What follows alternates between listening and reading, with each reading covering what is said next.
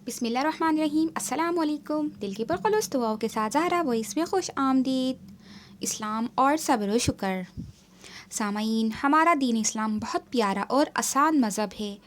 ہمارے دین اسلام اور ہمارے نبی صلی اللہ علیہ وآلہ وسلم نے ہمیں اخلاق و آداب کی بہت سی باتیں سکھائی ہیں، اور ہمارے نبی صلی اللہ علیہ وآلہ وسلم نے اپنی عملی زندگی میں بھی ہمیں کر کے دکھایا ہے۔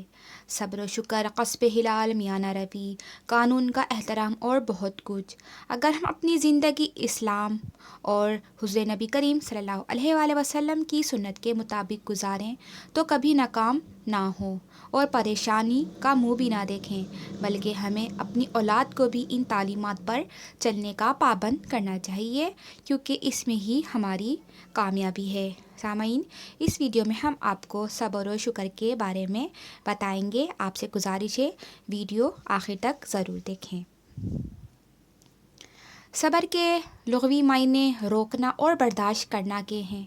اس سے مراد یہ ہے کہ ناخوشگوار حالات میں اپنے آپ پر قابو رکھنا اور گھبرانے کی بجائے ثابت قدمی اختیار کرنا، یعنی مصیبت، پریشانی اور تکلیف کی حالت میں اپنے پیدا کرنے والے پر بھروسہ کرتے ہوئے ثابت قدم رہنا ہے۔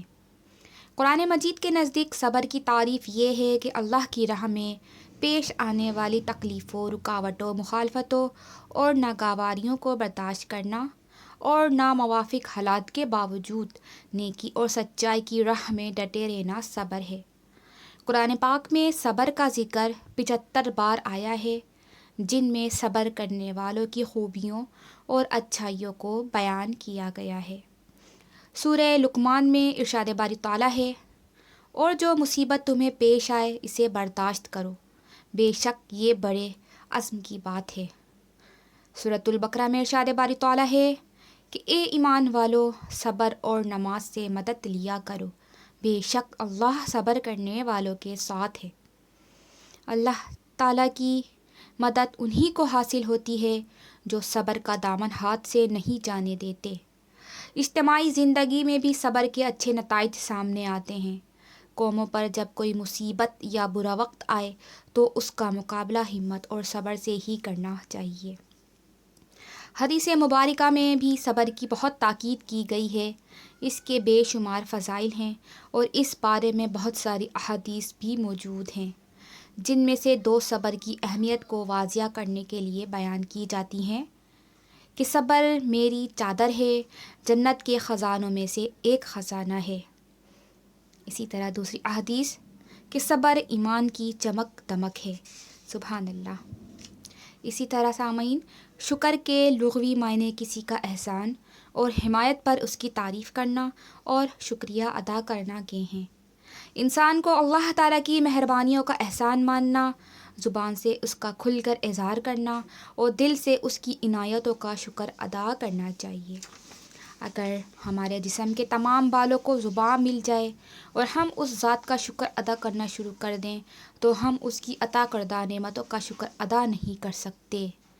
سورہ نحل میں ارشاد پاک ہے، اور خدا ہی نے تم کو تمہاری ماؤں کے شکم سے پیدا کیا، اور تم کچھ نہیں جانتے، اور اس نے تم کو کان اور آنکھیں اور دل دیا، اور ان کے علاوہ دوسرے اعضاء بخشے تاکہ تم شکر کرو۔ سورہ بقرہ میں ارشاد پاک ہے، اور میرا شکر ادا کرو اور میری نعمتوں کا کفر نہ کرو۔ شکر ایمان کی جڑ اور اللہ کی تابعداری کی بنیاد ہے۔ یہی وہ جذبہ ہے جو اللہ تعالیٰ کی عظمت اور محبت کے پیدا ہونے کا سبب بنتا ہے۔ شکر عذاب الہی سے بچاؤ کا بہترین ذریعہ ہے۔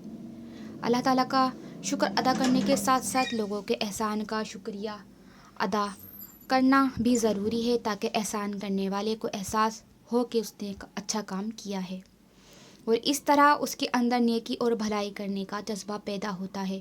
اور جس پر احسان کیا جاتا ہے، جب وہ اپنے محسن کا شکریہ ادا کرتا ہے تو اس کے اندر انکساری پیدا ہوتی ہے، جو ایک اچھی صفت ہے۔ اس سے تکبر کی جڑ کٹتی ہے۔ رسول پاک صلی اللہ علیہ وسلم نے فرمایا کہ جس شخص نے لوگوں کا شکر نہ ادا کیا، اس نے اللہ تعالیٰ کا شکر ادا نہ کیا۔